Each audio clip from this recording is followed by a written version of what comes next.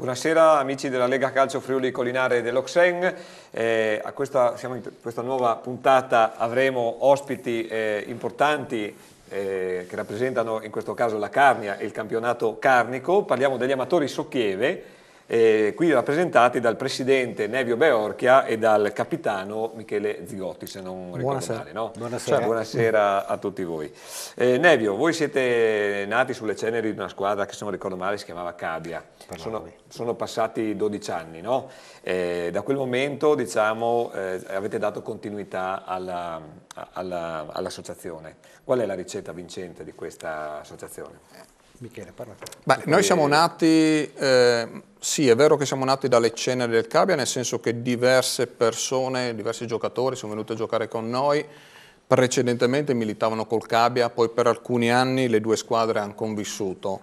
Noi nasciamo fondamentalmente da un gemellaggio che nasce per il tramite di amici che abbiamo ad Abbiategrasso, che è una città vicino a Milano, che nel 96 ci hanno chiesto di organizzare un torneo con dei loro amici di Svand, che è un paesino vicino Norimberga, e da lì il primo anno sono venuti giù loro, ci hanno invitato su a Norimberga la seconda volta, quindi 1, 2, 3, 4 volte, e nel 2000 abbiamo deciso di creare quindi lo statuto, abbiamo fatto tutte le cose in regola e questo gemellaggio è continuato fino a 2 anni fa. Adesso vediamo se magari il prossimo anno ritornano giù loro, quindi nasciamo con questo gemellaggio.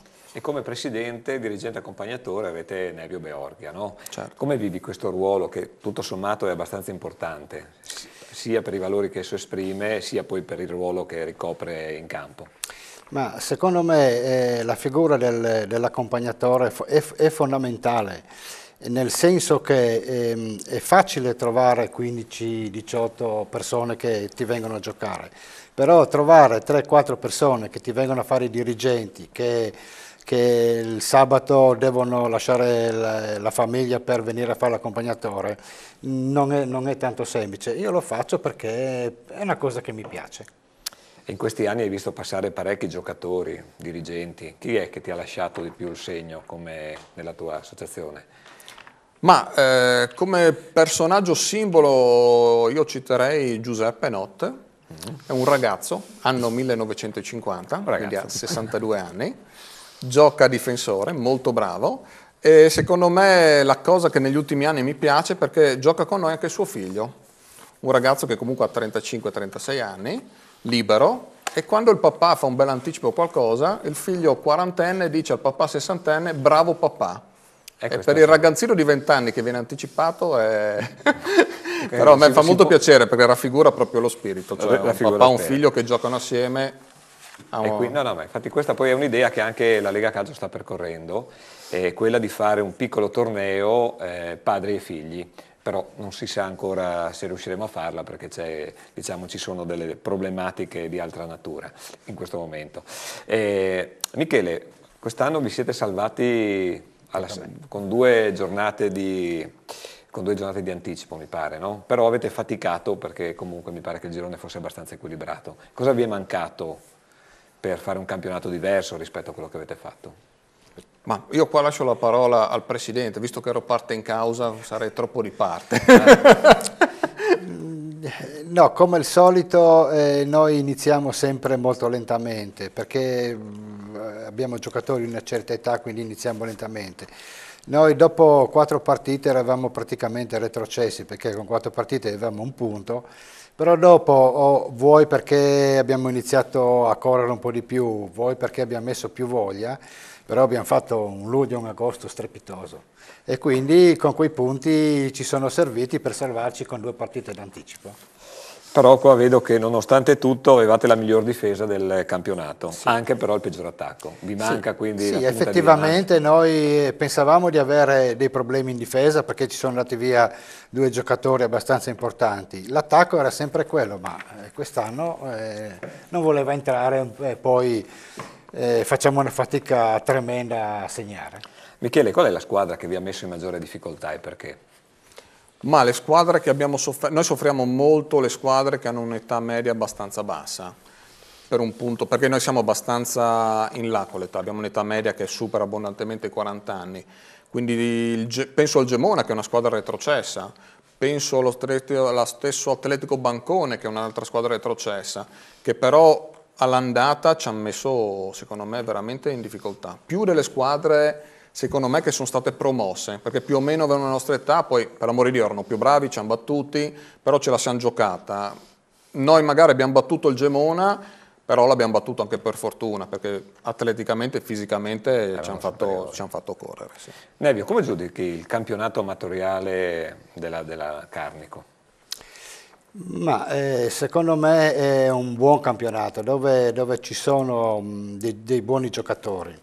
E poi la formula del campionato, dato che noi siamo anche poco numerosi, ovvero adesso mi pare che si aggira sui 29 squadre, 30 squadre, secondo me il campionato è giusto perché è diviso in 3 gironi di 10 squadre, però io ho nostalgia dei 3 punti. Perché noi quando abbiamo iniziato il campionato c'erano ancora i 3 punti per vittoria e mi ricordo bene che con i 3 punti se tu riesci a vincere 3-4 partite... Però i 3 punti hanno un valore diverso perché sono nati nei professionisti per dare spettacolo, negli amatori lo spettacolo viene dato sotto altri aspetti, però non ha quella valenza, i 2 punti però sono, cioè, questa è un'idea mia. Rispettabilissima. Giocare cioè, giocare per segnare un gol più degli altri, secondo me può essere più gratificante che non giocare come quest'anno, che noi siamo stati obbligati a giocare non facendo segnare gli altri.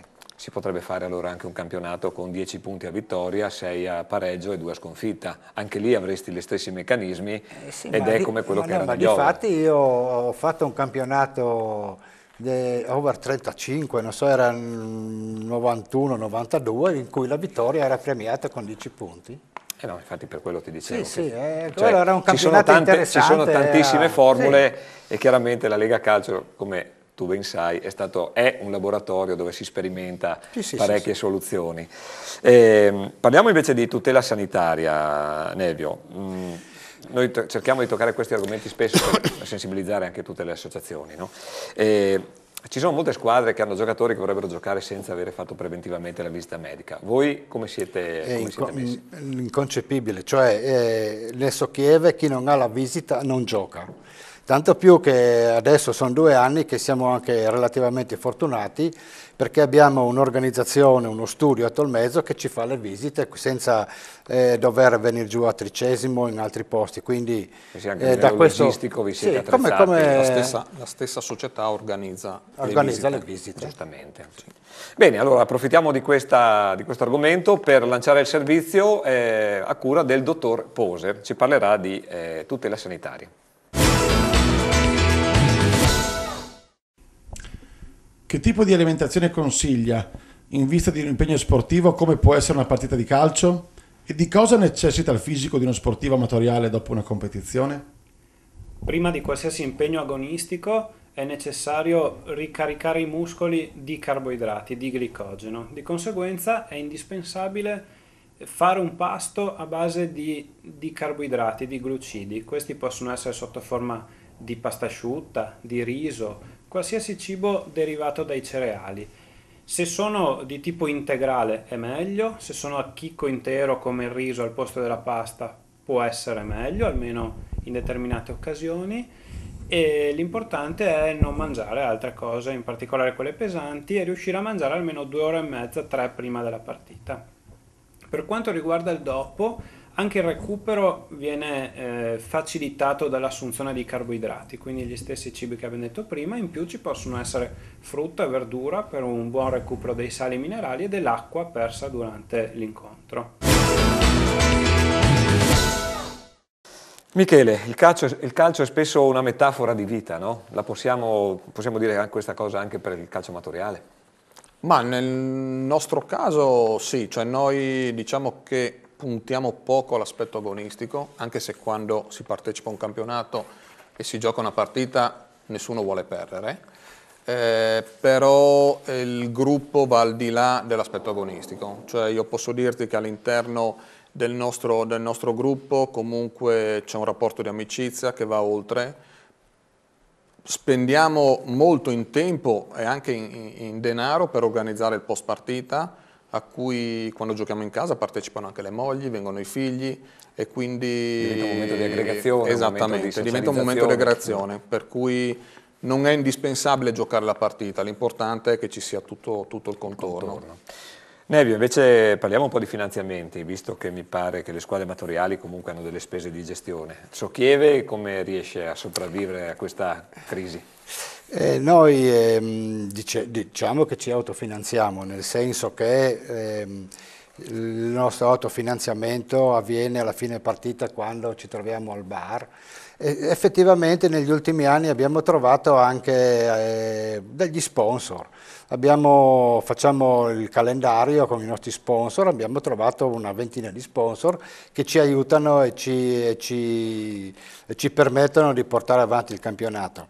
Vorrei spendere una parola nel nostro torneo di fine campionato, cioè noi a fine campionato facciamo un torneo in cui tutto il ricavato lo doniamo all'asilo di Medis, che hanno un estremo bisogno di soldi.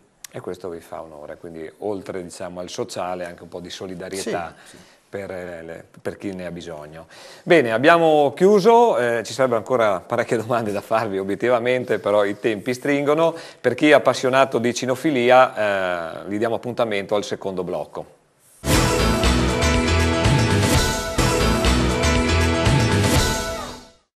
Eccoci rientrati in studio, abbiamo cambiato decisamente l'ospite, abbiamo Alfeo Brisotto che è il direttore tecnico di una scuola di addestramento cani affiliata all'Oxen e anche istruttore cinofilo, responsabile regionale per la cinofilia Axen e responsabile nazionale per l'obedience, sempre per riferimento all'Oxen. Intanto buonasera. Buonasera a tutti. Intanto signor Alfeo, come nasce questa sua passione per i cani, per la cinofilia? Allora, la passione per i cani è nata praticamente molti anni fa. Da bambino mi sono sempre piaciuti e mi piacevano in particolare i famosi cani lupi, che adesso si chiamano pastori tedeschi.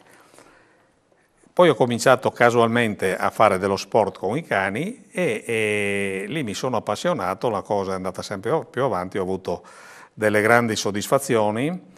Ho partecipato a dei campionati europei di addestramento e quindi da cosa nasce cosa poi si prosegue, e poi si prosegue sempre. Si è alimentata sempre di esatto, più. Esatto.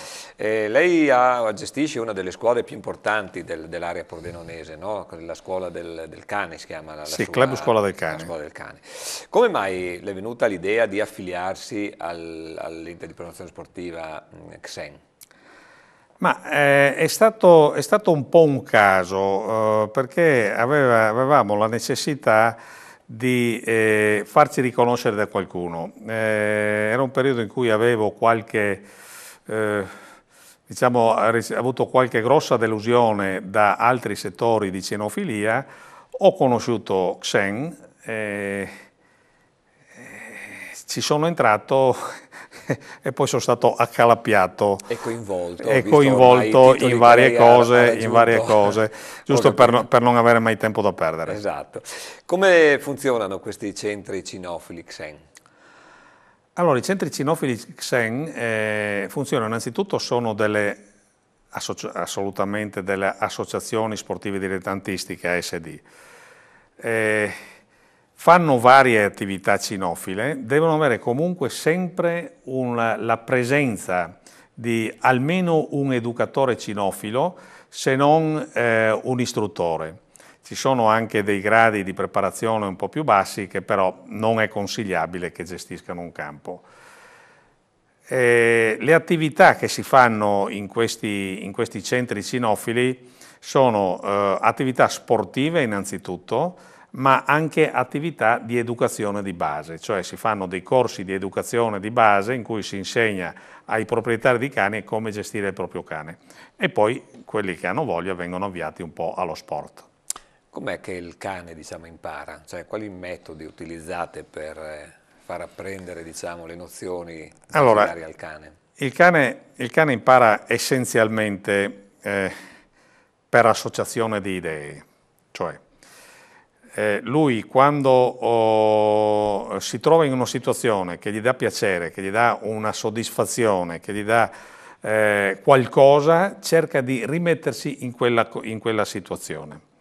Quando si trova in una situazione che non gli dà piacere, non gli dà niente, non gli fa ottenere niente o magari gli fa ottenere qualcosa di spiacevole, a quel punto cerca di non mettersi più in quella situazione.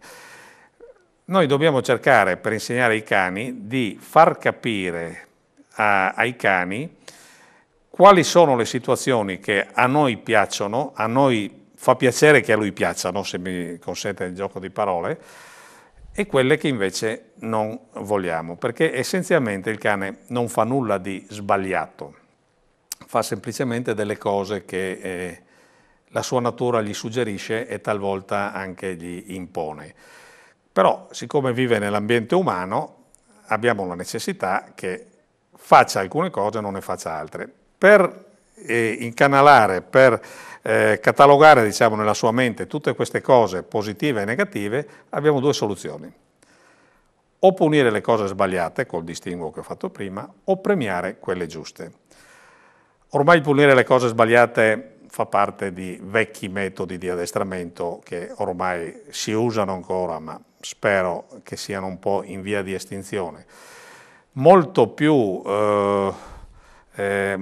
usati adesso, e secondo me funzionano anche molto meglio, sono i sistemi positivi, cioè si usano premi e rinforzi per i cani.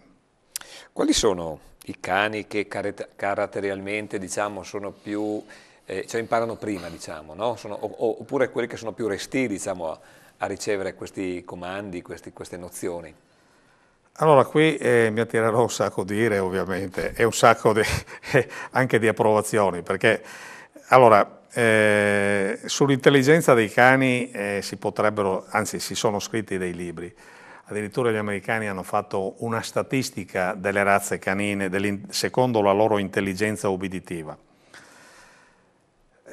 Direi che le razze un po' più ostiche sono quelle dei cosiddetti cani primitivi, quelli che assomigliano un po' al lupo.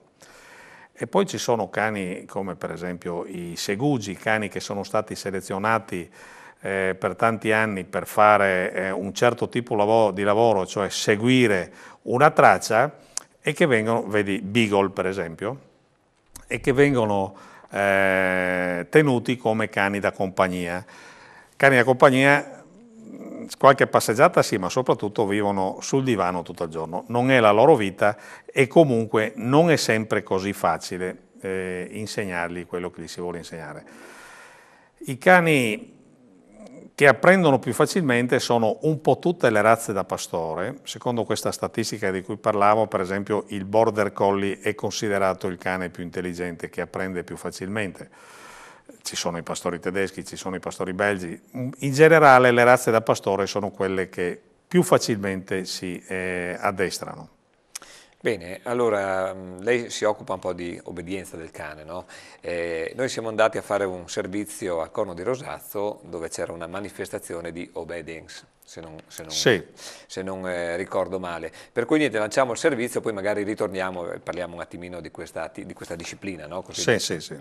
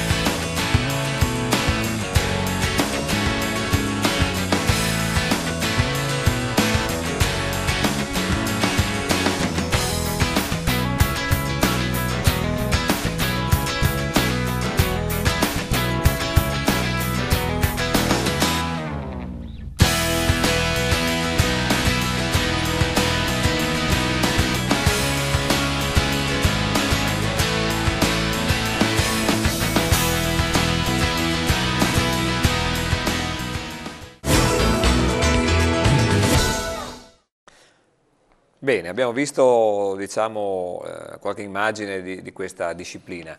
Ci parli un po' di questa disciplina, come funziona, come è organizzata, chi la pratica, quali razze, diciamo, sono più predisposte per fare questo tipo di attività?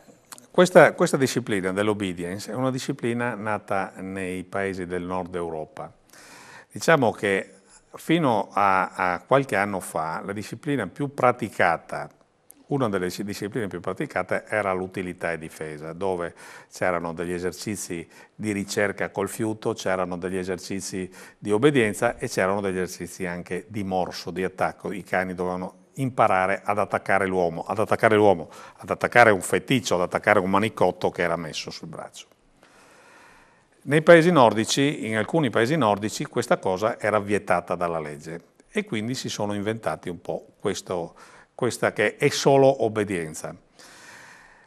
In realtà si parte da una classe, da una categoria abbastanza bassa, che è la classe debuttanti, una classe 1, classe 2, classe 3 che si va sempre più in un crescendo di difficoltà. Noi come Xen abbiamo deciso di inserire un'ulteriore classe, una classe super debuttanti, che è molto più facile, che è quella con la quale vorremmo attirare a noi delle nuove leve che poi potrebbero più avanti andare. Migliorare di livello. Ecco, in realtà la maggior parte dei cani che fanno questo sport, direi che la razza più rappresentata è il Border Collie, poi ci sono delle altre razze che fanno e che fanno anche piuttosto bene, ma quella è la più rappresentata. Siamo in chiusura, provi a dare dei consigli a quelle persone che adottano un cane, quali sono, diciamo, i passi elementari per gestire bene un cane, da tutti i punti di vista naturalmente. Sì. Allora, prima di tutto bisogna cercare di considerare il cane nel modo giusto. Il cane non è, come si credeva fino a qualche anno fa, una cosa e non è neanche un uomo o un bambino, è un essere vivente e senziente, cioè un essere in grado di sentire, di provare gioia, dolore, angoscia, paura, eccetera. Bisogna innanzitutto instaurare con il cane un giusto rapporto, che non deve essere quello con una cosa di mia proprietà, né deve essere quello con un figlio, perché trattare un cane come un uomo sarebbe come trattare un uomo come un cane, per capirci. È una cosa che non funziona, non va bene. E bisogna instaurare il giusto rapporto gerarchico affettivo. Il cane è un animale sociale e ha bisogno assoluto di, vivendo in una famiglia che per lui poi alla fine è un branco, di sentire che c'è una gerarchia, che c'è qualcuno che comanda e qualcuno che deve obbedire. Deve sentirsi un po' guidato. Lui deve sentirsi l'ultima ruota del carro, ben trattato bene ma da cane. E ci sono, ecco, io eviterei di educare o addestrare il proprio cane col fai da te, nel senso che seguendo delle trasmissioni più o meno belle, più o meno interessanti, televisive, non è che si possa fare tanto, e anche leggendo i libri che comunque danno un grande aiuto, non è che possiamo, come dire, che possiamo arrangiarci. Io dico che la cosa migliore non è per tirare acqua al mulino dei centri di addestramento, rivolgersi a qualcuno che ti vede. Per chiudere, che siamo già lunghi, voi avete aperto 2 siti, vuole darceli così magari chi è interessato a questo tipo di attività o se vuole magari avere consigli specifici magari si rivolge direttamente a questi siti? Allora, c'è un sito che io gestisco come responsabile nazionale dell'Obedience che è www.obedience, cioè lo dico obbedienzexen.com ed è quello dell'Obedience, e poi ce n'è un altro che è www.xencinofiliafvg che gestisce la cinofilia, si parla di cinofilia Xen in Friuli Venezia Giulia. Bene, io ringrazio il signor Alfeo Brisotto, con il quale ci sarebbe molto ancora da dire, magari ci riproporremo in una seconda puntata. Io vi saluto tutti, vi auguro una buona serata e vi ringrazio per l'attenzione. Buonasera.